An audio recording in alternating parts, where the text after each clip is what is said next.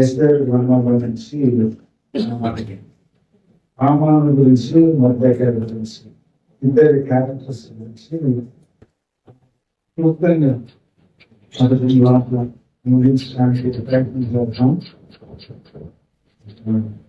ఎస్తేరు గ్రంథం 3వ అధ్యాయం 1వ వచనాన్ని 2వ వచనాన్ని 3వ వచనాన్ని చదువుతున్నాం. ఎస్తేరు గ్రంథం చేసి 3వ అధ్యాయం 1, 2, 3 వచనాలు. ఈ సంగతి అయిన తర్వాత రాజైన అశ్వరోషు అమ్మోదాత కుమారుడును అగ్రవీరుడు హామానును ఘనపరిచి వారిని హెచ్చించి వారి పీపులను తమ దగ్గర ఉన్న అధిపతులందరికంటే ఎక్కువగా ఉంచాను. కాబట్టి రాజు కుటుంబంగా ఉన్న రాజసేవకులందరినూ రాజా మోకాళ్ళు నమస్కరించి మొర్దెకై వంగకైలు నమస్కారం చేయగలరు ఉండగా రాజు గుమ్మంగా ఉన్న రాజసేవకులు నీవు రాజాజ్ఞకు ఎందుకు మీరుచున్నామని మొర్దెకైని అడిగి 5వ వచనంలో మొర్దెకై వంగకైలు నమస్కరింపకైలు హామాను చూసినప్పుడు బహుగా కోపగించి చిన్న ప్రాంతం చేసుకొని వారికి అధ్యయనం చేద్దాం. తండ్రి పరిశుద్ధి ఇంతవరకు నేను ఆమాన్ని కీర్తించి మీ యొక్క దానాన్ని జ్ఞాపకం చేసుకున్నాం. మీరు ఇచ్చిన మేము బాధపడడానికి మీకు దయచేశారు. ఆయన కొద్ది నిమిషాలు మాటలు నేను ధ్యానిస్తుండగా మాకు మీరు మాట్లాడడం మీరు ఆర్పించడం మా ప్రభు స్పష్టంలో ఈ ఎస్తేరు గ్రంథం మనందరికీ బాగా సందేశం గురించి పరిచయమైన అధ్యాయంలో ఉన్నాయి. అధ్యాయంలో వీటిల్లో చాలా గొప్ప విషయాలు మనం ఏంటి అంటే యూద తెగని యూదులైన వాళ్ళందరినీ కూడా సంపూర్ణంగా నాశనం చేయాలనే ఒక శాసనాన్ని తయారు చేయించిన వారు ఎవరు? అగాధీయుడైన హామాను. దేవుని ప్రజల మీద ప్రారంభం నుంచే సాతానులు రకరకాల ప్రలోభాలతోటి నశింప చేయాలని, మనల్ని దేవునికి దూరం చేయాలని, దేవుని ప్రజలని భ్రష్టత్వంలోకి తీసుకెళ్ళాలని ఎన్నో కార్యాలు కోణాల్లో చేసిన విషయాలన్నింటినీ మనం బైబిల్ గ్రంథంలో పాత నిబంధన చరిత్రలో మనం చూస్తాం. మొదలుకొని ఇంకా మన ప్రభు విషయాల వరకు దాని తర్వాత ఇప్పుడు కూడా ఆ తెగల మీద అన్నే చెల్లి సాతాను ప్రభావం చేత వాళ్ళు సంపూర్ణంగా భూమి మీద నుంచి తొట్టివేయాలని ఎన్నో విధాలుగా ప్రలోభాలు హింసలు అన్ని జరుగుతూనే ఉన్నాయి. ఈ ఎస్తేరు గ్రంథంలో మనం చూస్తే వీళ్ళు ఎక్కడున్నారు అని అంటే చెరలో ఉన్న ప్రజలు. వీళ్ళు ఇర్మియా గ్రంథంలో నుంచి వీళ్ళు బబులోని చెరకి కొనుక్కోబడేటప్పుడు కొనిపోయిన తర్వాత వాళ్ళకి ఏం సమర్పిస్తారనే విషయాలు వాటిని మనం చూస్తాం. అంత మాత్రమే కాదు, యవనస్తుల్ని నైపుణ్యం కలిగిన ఇశ్రాయేలులో ఉన్న వాళ్ళని యూదుల్ని చెరలోకి తీసుకుని వెళ్ళి నెబుకద్నెజరు వీళ్ళని అనేక రీతులుగా మారుతున్న పరిస్థితులు మనం చూస్తాం. వాళ్ళలో ముఖ్యులుగా మనకి బైబిల్లో దానియేలు, షడ్రక్, మేషక్, అబేద్నెగోని, ఈ మొర్దెకైని వీళ్ళందరినీ చూస్తాం. మొర్దెకై విషయంలో భిన్నంగా ఉంటున్నా ఈ యవనస్తుల్ని అయితే వాళ్ళు నపుంసకులుగా చేసి రాజ అంతఃపురంలో వాడుకునే భయంకరమైన పరిస్థితుల్లో, అంటే వాళ్ళకి సంతానం కలగకూడదు. ఇశ్రాయేలీయులకి చేపట్టబడిన వారి యవనస్తుల్ని సంపూర్ణంగా వాళ్ళని నపుంసకులు చేసేసారు. కారణం ఏంటంటే ఇంక వారి ద్వారా ఇంకా చెరపట్టబడిన ఈ యొక్క ఇశ్రాయేలీయుల సంతానం వృద్ధి కాకూడదు, వారితోటి అంతమైపోవాలి. ఎన్ని విధాలుగా చేయాలో దానికి అంతటి కారణం ముఖ్య కారణం అంటే దేవునికి తనకు అవిధేయులు విగ్రహాల ఆనందంలోకి వెళ్ళిపోయారు. దేవుని యొక్క ఆజ్ఞలను అతిక్రమించారు.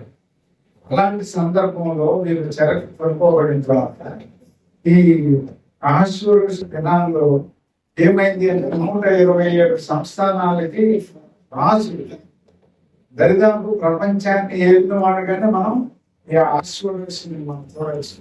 అలాంటి పరిస్థితుల్లో ఈ అహష్వేరోషు తన దగ్గర ఉన్న ముఖ్యులందరికీ గిందులు చేసి తన రాణిని, ఆమె యొక్క అందాన్ని, ఆమె యొక్క సౌందర్యాన్ని, రాసుకుంటున్న రాణి యొక్క సర్వోన్నతమైన వాటిని అందరి కనపరచాలని ఆమెకి కబురు పంపిస్తారు కదా. కానీ ఆమె కూడా ఏం చేస్తుందంటే, ఈయన ఇక్కడ వృద్ధి చేస్తుంటే రాసులకి ముఖ్యులందరికీ ఆమె కూడా తన రాణిని అంతఃపురంలో ఆమె కూడా చేస్తా ఉంటుంది చిత్రం. సరే ఈయన పిలిస్తే ఆమె రావడానికి ఇష్టపడకపోగానే తన దగ్గర ఉంటున్న ఈ ముఖ్యులందరూ ఆయనకి ఏం చెప్పారు, ఆయనకి కోపం ఎక్కువైపోయింది. రాణి రాకపోతే ఒక రాజు ఆజ్ఞకి రాణి మాట లేకపోతే ఇంకా రాజ్యంలో ఉన్న ప్రజలు ఇంకేం మాట్లాడతారు అనే అలిగేషన్ తీసుకొచ్చేసారు అధికారులంతా. అయ్యా నీ రాణి మాట లేకపోతే ఇంకా మా యొక్క భార్యలు ఏం మాట్లాడతారు, వాళ్ళు ఇంకా మమ్మల్ని ఎదిరిచేస్తారు, లెక్కలేని స్వభావం ఉండాలి అని చెప్తే, అప్పుడు వస్తికి బదులుగా ఇంకేం చేయాలంటే ఎవరినైనా సెలెక్ట్ చేద్దాం, ఇంకొక రాణిని చేద్దాం అన్న విషయంలోకి వాళ్ళు వెళ్ళిపోయారు. వస్తిని తీసేసారు. ఆమె రాణి యొక్క స్టేటస్ అంతా పోయింది. ఆమె ప్లేస్ లో ఒక కొత్త రాణిని చేయడానికి మొత్తం చాటించడం అంత ఎవరి కండితులందరినీ కూడా తీసుకున్నారు. ఈ వాళ్ళలో ఈ యొక్క మొర్దెకై అన్న సహోదరుని కుమార్తెని ఒక కుమార్తెగా చూసుకుంటూ ఉంటున్నాయి. ఈ యొక్క మొర్దెకై దగ్గర ఎస్తేరు కూడా ఆమె కూడా కొనుక్కోబడటం, ఆమె కూడా రాజా అంతఃపురంలో రాణిగా ఆమె దేవుడు ఏర్పాటు చేయటం, ఇవన్నీ మనం చూస్తాం 1-2 అధ్యాయాలన్నీ. ఈ 3వ అధ్యాయానికి వచ్చినప్పటికీ ఈ యొక్క అగాగీయుడైన హామానుని అహష్వేరోషు అంటే దాదాపు 127 సంస్థానాల మీద ఏక చక్రాధిపతిగా రాజ్యాన్ని పరిపాలిస్తున్న ఈ యొక్క అహష్వేరోషు దగ్గర ఎంత ముఖ్యుడిగా చేయబడ్డాడు ఈ యొక్క హామాను అంటే, ఈ 3వ అధ్యాయం 1వ వచనంలో మనం చూస్తున్నాం కదా. కుమారుడు అగాగీయుడినకు హామానును ఘనపరిచి వాని హెచ్చించి వాని పీఠమును తన దగ్గర ఉన్న అధిపతులందరికంటే ఎత్తుగా ఉంచాను. అందరికంటే ఎక్కువగా చేశాడంటే తన దగ్గర ఉన్న మొత్తానికంటే ఇంకా ఆయన చీఫ్ అన్నమాట. తన తర్వాత రాజు తర్వాత ఇంకేదన్నా మాట్లాడాలా, లేకపోతే అమ్మా ఆజ్ఞ ఇవ్వాలన్నా, ఏది ఇవ్వాలన్నా ఎవరికి ఉంది అధికారం అంటే హామానుకు ఉంది. ఇంత ఉన్న తర్వాత ఆయనకు ఒక అంతఃపురంలో ఆ యొక్క గేట్స్ దగ్గర వీళ్ళన్ని దగ్గర రాజు ఒక చాటింపు కూడా, రాజు ఆజ్ఞను కూడా ఇచ్చేసాడు. ఏమని? హామానుకి అందరూ కూడా ఏం చేయాలా? రెస్పెక్ట్ చేయాల, ఆయన్ని గౌరవించాల, ఆయన్ని కనపరచాల, రాజుకు తగినట్లుగానే హామానుని కూడా కనపరచాలన్న రాజు వెళ్ళిపోయింది. ఈ గేట్ దగ్గర ఉంటున్న ఈ మొర్దెకై, యూదుడైన మొర్దెకై అయితే ఆయన మొక్కడానికి నమస్కరించడానికి మాత్రం ఒక్కనొల్లకు ఉంటే, మిగతా గేటు దగ్గర ఉన్న రాము వారు వీళ్ళందరూ ఆయనకి నమస్కారం చేసి ఆయన్ని బ్రొక్కుతా ఉంటే ఈయన ఒక్కడే అలానే ఉన్నాడు. వాళ్ళు అడుగుతుంటున్నారు కదా, రాజసేవకులు, రాజు దగ్గర ఉన్న రాజసేవకులు అడుగుతున్నారు, నువ్వు రాజాజ్ఞను 3వ వచనంలో ఎందుకు మీరు చున్నామని మొర్దెకైని అడిగింది. ఒక రాజు ఆజ్ఞ వేసి ఈ హామానికి తన యొక్క బంగ్లా నుంచి రాజ అంతఃపురంలోనికి రాజు దగ్గరికి వచ్చేదానికి వెళ్ళేదానికి ఆ గుమ్మం దగ్గర ఈయనకి ఒక పెరవేట్ చేసినట్టు చేయాలన్నమాట. ఈయనకి ఒక నమస్కారం చేయాల, సెల్యూట్ చేయాల. వాళ్ళు ఆయుధాలు ధరించుంటే ఆయుధాలతో చేయాలి, సైనికులు కాబట్టి. ఇంత గొప్ప గౌరవాన్ని ఒక సామాన్యుడిగా ఉంటున్న మొర్దెకై ఎంత మాత్రం కూడా గౌరవించట్లా. సేవకులు అడిగారు కానీ వాళ్ళు అంటున్నాడు, ఏమన్నాడు అంటే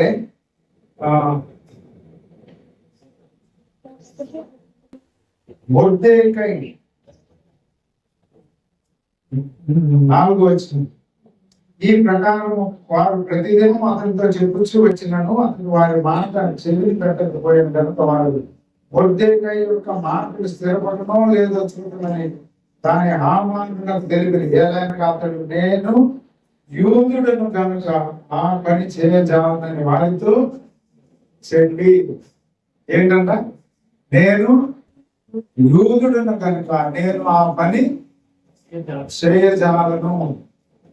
దానియేలు గ్రంథంలో కూడా చూస్తాం కదా, షడ్రక్ మేషక్ అబేద్నెగోని ఈ నెబుకద్నెజరు ఎవరినైతే ముఖ్యులుగా చేశాడో, ముఖ్యుల్లో కొంతమందిలో వీళ్ళ ప్రధానులాగా చేశాడో ఎవరిని, ఈ ముగ్గురిని కూడా యవనస్తుల్ని, ఆ సందర్భంలో వాళ్ళకి అలాంటి స్టేటస్ ఉన్న సందర్భంలో కూడా ఆయన యొక్క ప్రతిభను నిలబెట్టిన తర్వాత ఆ ప్రతిభకు నమస్కరించాలని రాజాజ్ఞ ఆయన కూడా వేస్తే ఆ రాజాజ్ఞను మీది దేవుడు షడ్రక్ మేషక్ అబేద్నెగోలు వీళ్ళెవరు, యూదులు, యూద సంతతి, దేవుని ప్రజలు, దేవుని యొక్క రాజ్య సంబంధులు, దేవుని ప్రత్యేకమైన జనాంగం, ఆయన ఏర్పాటు చేసుకున్న జనాంగం అది. కాబట్టి యూదులు, ఇజ్రాయేలీయులు వాళ్ళు ఎవరికి మొక్కరు, ధర్మశాస్త్రంలో ఇచ్చాడు కదా 10 ఆజ్ఞల్లో, నీ దేవుడైన యెహోవాను తప్ప దేనిని కూడా మొక్కకూడదు, పూజించకూడదు. ప్రతినైనా దేనినైనా కూడా ఎక్సెప్ట్ యెహోవానైనా నన్ను మాత్రమే మీరు పూజించాలా, సేవించాలా, ఆరాధించాలా, నన్ను మాత్రమే కనపరచాలా. ఇంకా భూమి మీద ఉన్న దేనిని కూడా మీరు మొక్కడానికి కానీ పూజించడానికి కానీ లేదు అని ఆజ్ఞ ఇచ్చేశాడు మోషే ధర్మశాస్త్రంలో. కాబట్టి వీళ్ళు దేవుని తప్ప మనుషుల్ని ఎవ్వరిని కూడా రొక్కరు. అదే ఇక్కడ మనం చూస్తా ఉంటున్నాం. ఏం చేస్తాడో చూద్దామని వీళ్ళు ఏం చేశారంట, చివరికి రామానికి కూడా రిపోర్ట్ చేసేసారు, రామానికి కూడా కంప్లైంట్ చేశారు. ఒక విధంగా చెప్పాలండి, మేమందరం మొక్కుతున్నాం కానీ అసలు మేము ఉద్యోగస్తులం కదా, రాను వారం మేము సైనికులు, మేము నువ్వు ఈ ద్వారం పాలనలో వచ్చేటప్పుడు వెళ్ళేటప్పుడు నీకు మేము ఎంత గౌరవిస్తున్నాం కానీ మాతో పాటు పక్కన ఉంటున్న ఈ మొర్దెకై అయితే నీకు నమస్కారం చేయట్లా, నీకు గౌరవించట్లా, ఏంటి సంగతి చూడ అనే అంటూ అసలు ఈయన ఎవరు అన్నప్పుడు ఈయనే చెప్తున్నాడు, నేను యూదుడిని కనుక నేను మొక్కను అని డిక్లేర్ చేసేసాడు.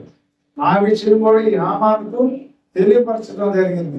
దాని తర్వాత వచ్చిన వాళ్ళు మనం చూస్తే దాన్ని తట్టుకోలేక ఇంటికి వెళ్ళిపోయి తన కుటుంబంతో కలిసి ఒక మీటింగ్ పెట్టుకున్నాడు. పరువు పోయింది.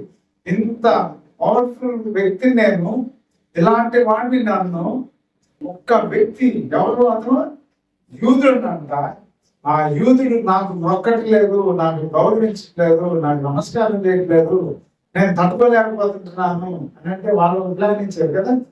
ఏమన్నారు, దానికి అప్పు చేసి ఎట్లా అసలు వాళ్ళ మొత్తాన్ని ఆ జాతిని నాశనం చేసేదానికి ఒక ప్లాన్ చేసేసేయమని ఇది ఇచ్చారు.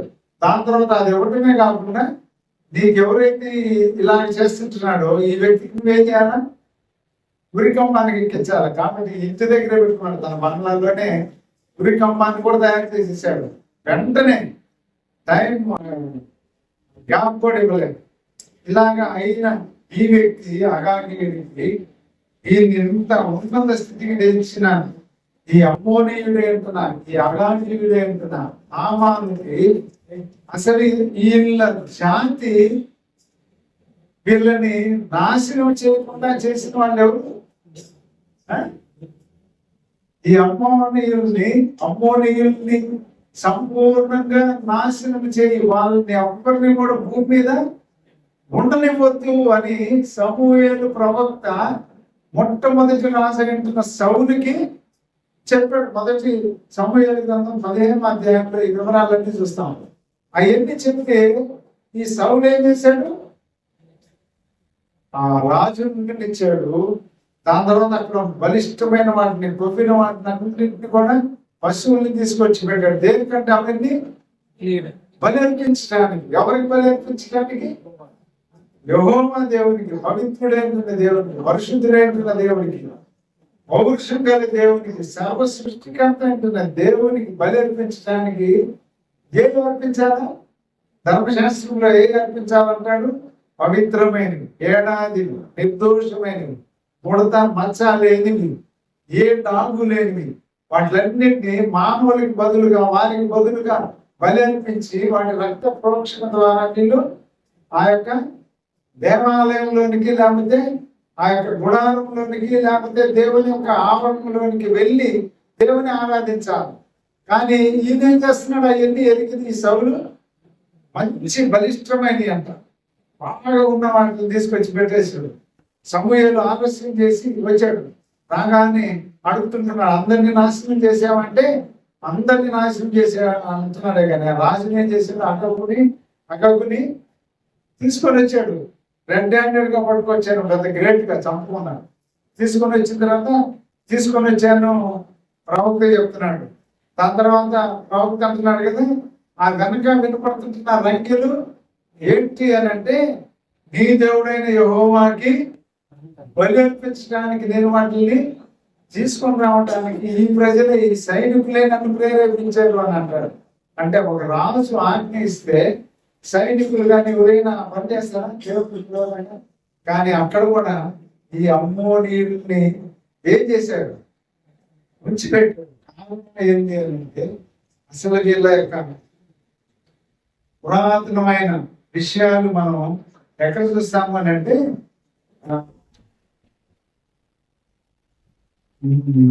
నిర్గమకాండంలో కదా. ఏం చేస్తారంటే వీళ్ళు ఆ యొక్క ఐగుప్తుల నుంచి బయటకు వచ్చేసిన తర్వాత వీళ్ళు అరణ్యంలోకి బయలుదేరేటప్పుడు ఫస్ట్ ఎవరు వీళ్ళని ఎదుర్కొని అటాక్ చేసి వీళ్ళ మీద యుద్ధం ప్రకటించింది అంటే ఈ అమ్మోనీయులే. ఈ అమ్మోనీయులే మొట్టమొదటిగా దేవుడు ఇజ్రాయేలుని విడిపించి ఐగుప్తుల నుంచి తీసుకొని వస్తుంటే అటాక్ చేశాడు.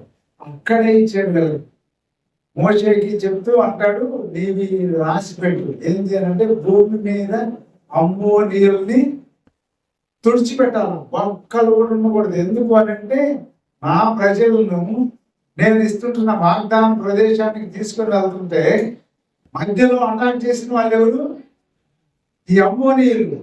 కాబట్టి వీళ్ళని భూమి మీద ఉండనివ్వడానికి వీలు లేదు అని దేవుడు ఆజ్ఞ ఇచ్చి దాన్ని లిఖితపూర్వకంగా రాయించి పెట్టాడు.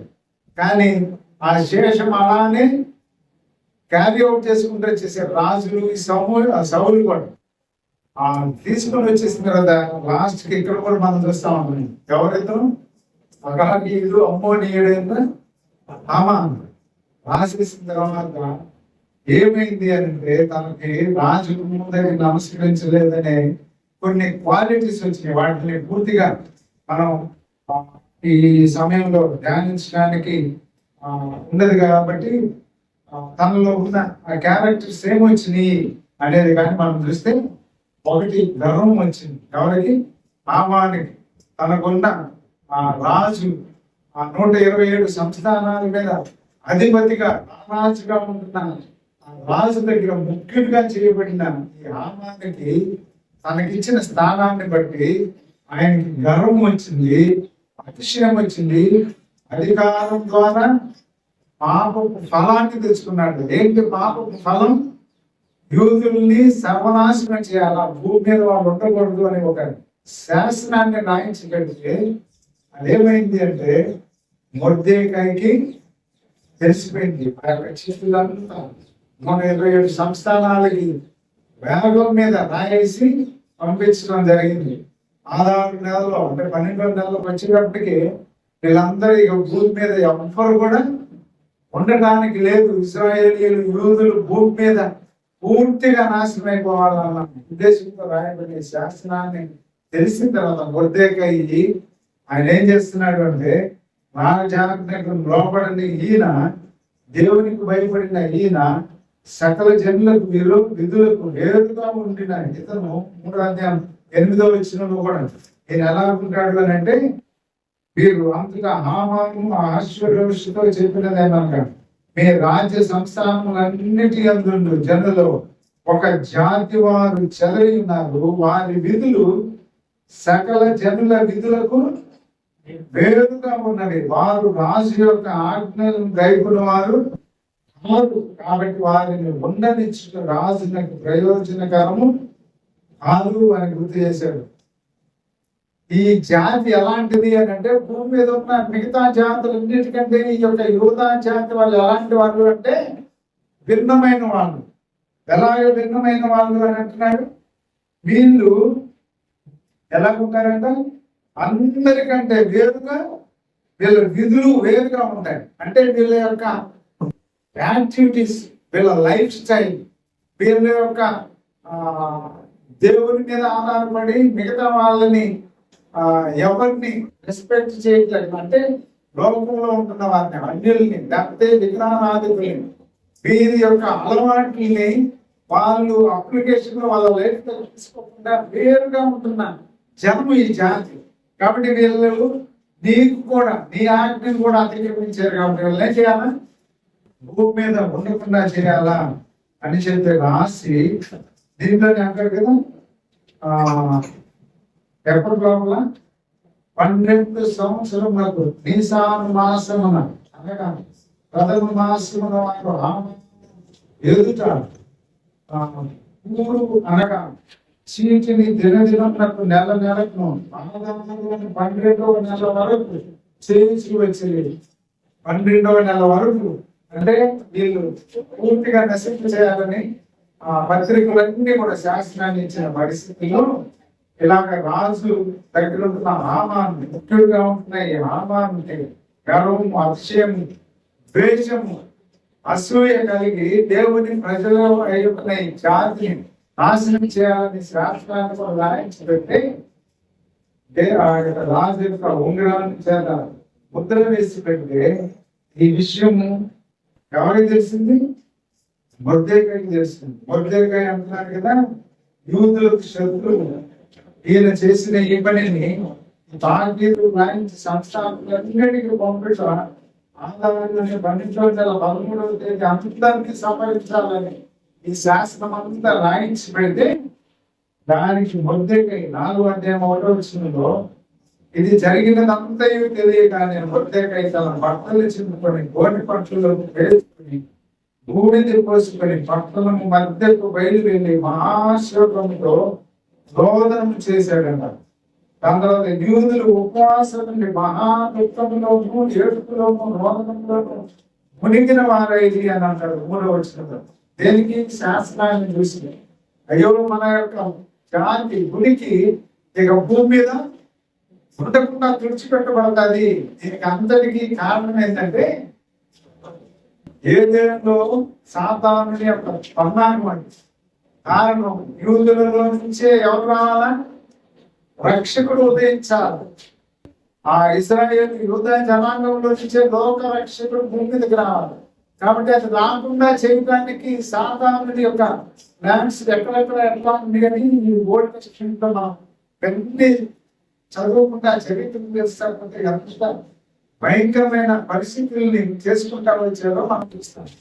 చివరికి ప్రభు వచ్చేంత వరకు కూడా భూమి మీద మామూలుగా లేదు, భయంకరమైన దాసత్వంలోనికి కూడా వెళ్ళిపోయి రోమన్ గవర్నమెంట్ భయంకరమైన పరిస్థితుల్లో కూడా ఉన్న స్థితిని మనం చూస్తాం.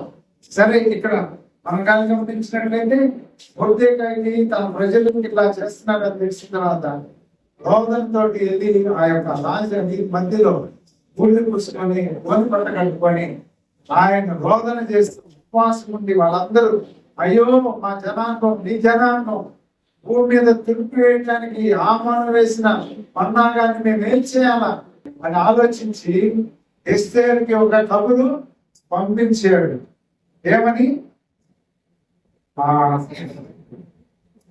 గొప్ప విచారంతో మొర్దెకై కట్టుకొని దాని తర్వాత మొర్దెకై తనకు సంభవించినదంతా ఈ యూదులకు నాశనం చేయుటకుగాను హామాను వారిని బట్టి రాజు ఖజానాకు ఇచ్చినని చెప్పిన మొత్తం ఎంత నియమంలో అతనికి తెలియదు.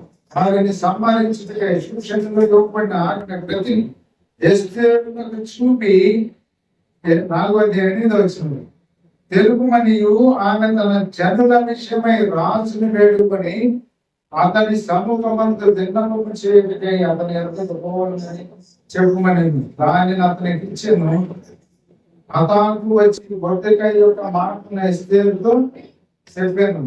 అంటున్నాడు, విలువపడకై పురుషుడే గాని స్త్రీయే గాని రాజు యొక్క అంతర్గృహంలో ప్రవేశించేట బ్రతుకున్నట్లుగా రాజు తన బంగారు దండమును ఎవరికట్టు శాంపున వారు తప్ప ప్రతి వాడు సంహరింపబడిన కఠినమైన ఆజ్ఞ కలదని తెలపడానికి మొర్దెకై పంపించింది. దాని తర్వాత ఆయన అంటాడు కదా, రాజనగర్లో ఉన్నంత మాత్రం చేత 13వ వచనం 4:13 వచనంలో మొర్దెకై ఎస్తేరుకి చెప్పి పంపిస్తున్నాడు. రాజనగరంలో ఉన్నంత మాత్రం చేత యూదులకు అందరికంటే నీవు తప్పించుకుందువని నీ మనస్సులో తలంచుకొనవద్దు. నీవు ఈ సమయం మందు ఏమీ మాట్లాడక మౌనంగా ఉన్నాయి కదా, యూదులకు సహాయం విడుదల మరి యొక్క దిక్కు నుండి వచ్చును గాని నీవును నీ తండ్రి ఇంటి వారును నశించుదు.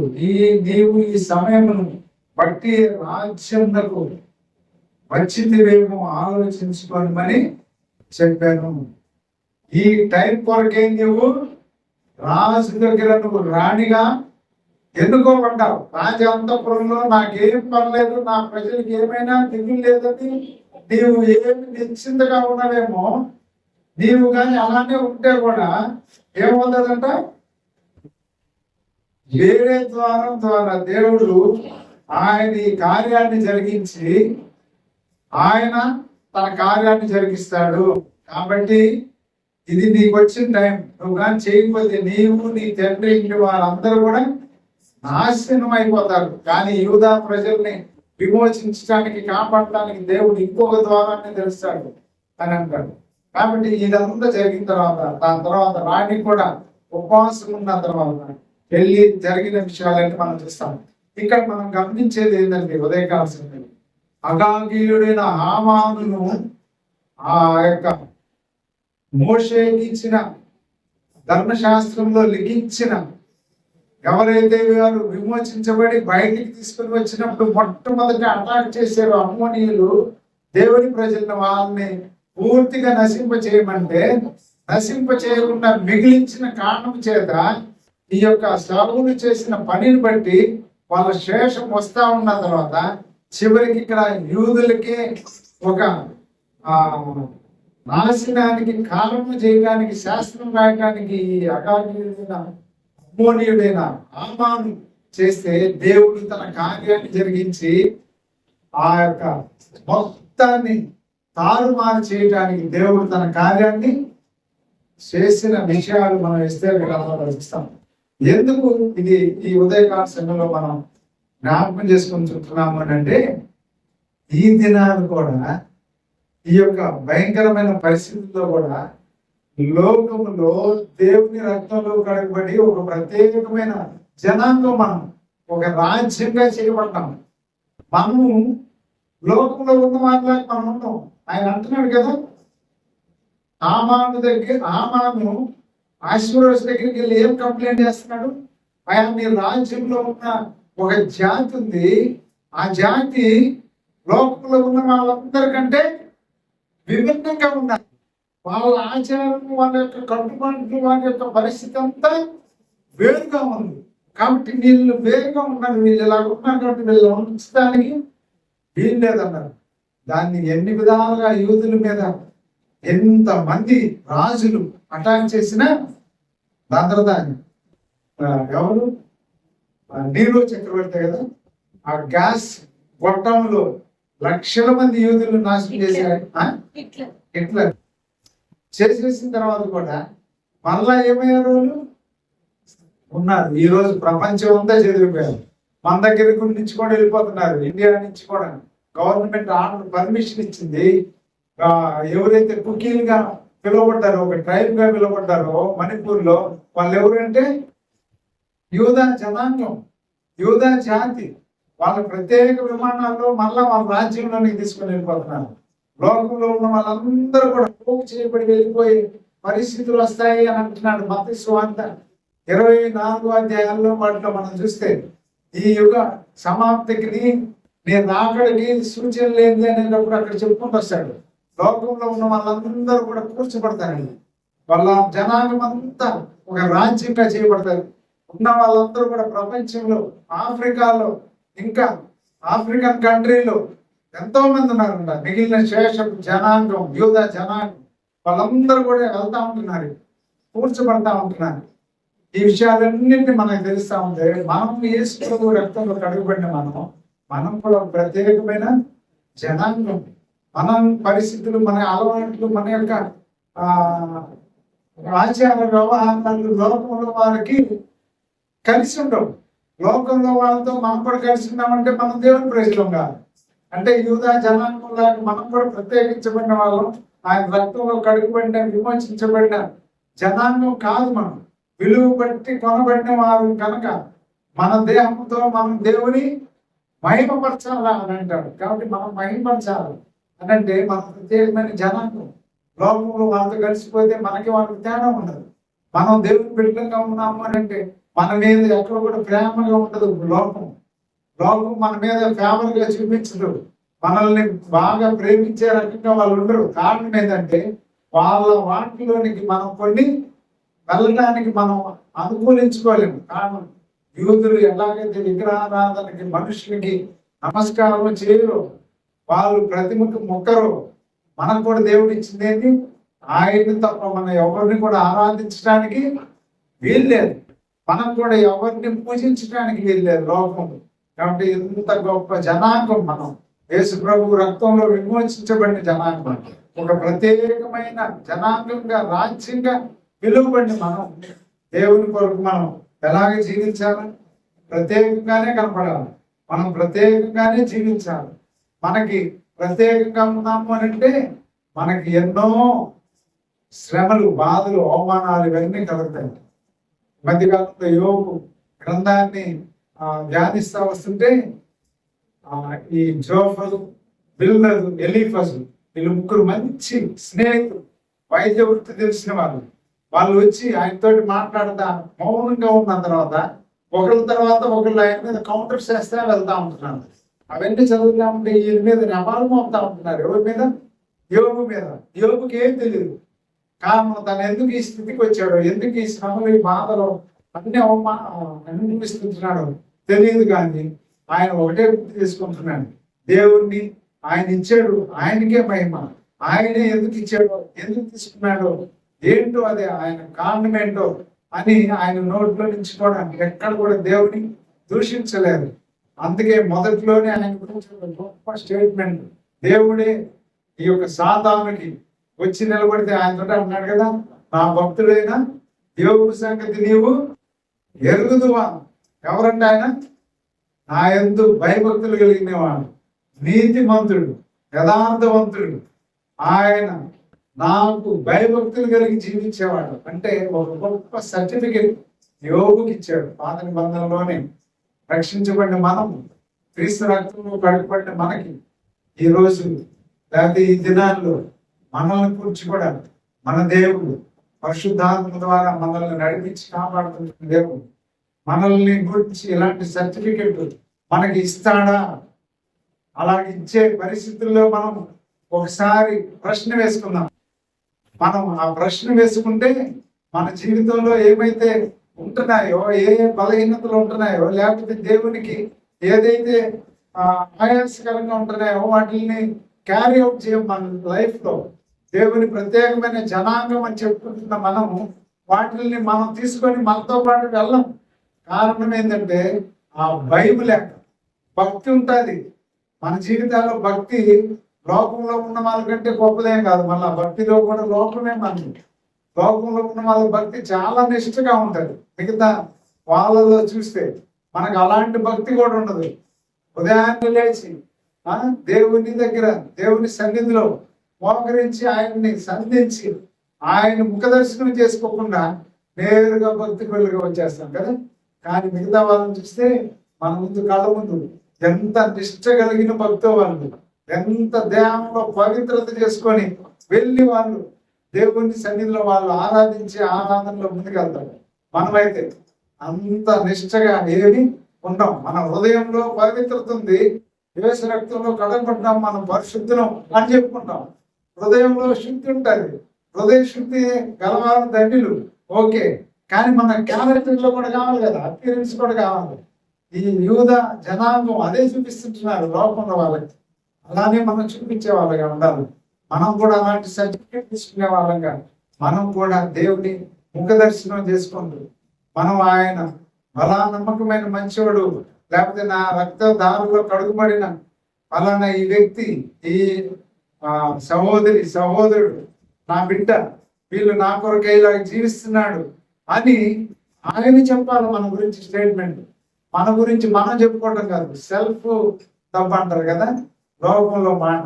మనం చెప్పుకోవటం కాదు. నేను చాలా, కొందరు అంటారు నేను చాలా హానెస్ట్ ఉంటున్నాను, చాలా నేను ఏమీ చేయను, నేను లంచాలు తీసుకోను, నేను ఏది చేయను, నేను చాలా నీతిగా ఉంటాను అని చెప్పుకుంటారు. ఆ నీతి కార్యాలు ఇవన్నీ దేవుని దగ్గర ఏమంటారు, మురికి పేలిక లాంటివి అని అంటాడు.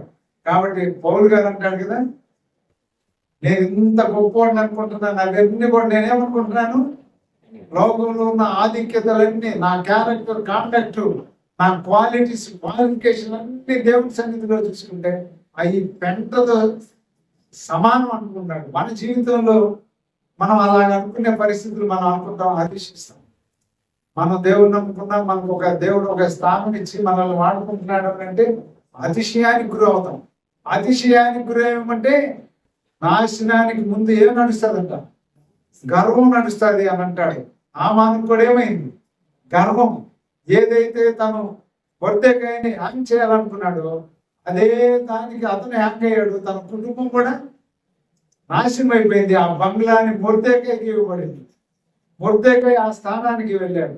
కాబట్టి దేవుని బిడ్డలుగా మనం, దేవుని ప్రజలుగా మనం, రక్తదారులు కడుగుపడి మనం ఆయన కొరకు నమ్మకంగా జీవితాం. మనలో ఉన్న ప్రతి మలినాన్ని, ప్రతి బలహీనతను మనం సరి చేసుకోవాలి. నేనేమి లేదు అని చెప్పుకున్నామంటే మనకంటే అబద్ధికుడు, మోసగాడు ఇంకొకడు లేడు అని యోహాను పత్రికలో యోహాను భక్తుడు స్టేట్మెంట్ ఇస్తాడు. అలా ఉండకుండా ఏదైతే ఉందో దాన్ని ప్రభు దగ్గర ఒప్పుకొని ఆయన దగ్గర మనం మంచి క్యారెక్టర్గా, ఆయన మెచ్చుకునే వ్యక్తులుగా మనం ఉందాం. ఆయన జనాంగంగా మనం తీర్చబడ్డాం కాబట్టి మనకి ఏది ఉంటున్నా దాన్ని అన్నింటి నుంచి దేవుడు మనల్ని కాపాడి తప్పించి ఆయన భయం కొరకు మనల్ని లోకంలో వాడుకుంటాడు. అలాంటి కృప ఈ దినాల్లో మనకి పరిశుద్ధాత్మ దేవుడు మనకి అనుగ్రహించింది.